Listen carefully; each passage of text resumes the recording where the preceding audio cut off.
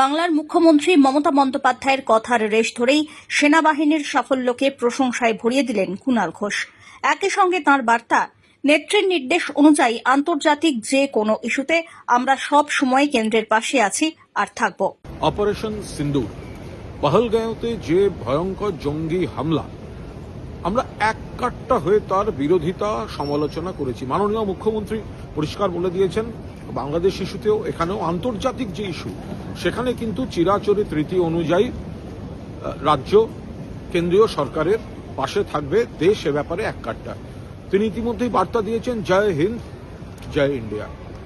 আমরা পরিষ্কার বলছি, এই বিষয়ে সবিস্তার কোনো বক্তব্য আমরা আলাদা রাখছি না, কিন্তু সেনাবাহিনীর জওয়ান যারা এই অপারেশনে ছিলেন তাদের আমরা আন্তরিক শুভেচ্ছা অভিনন্দন জানাচ্ছি।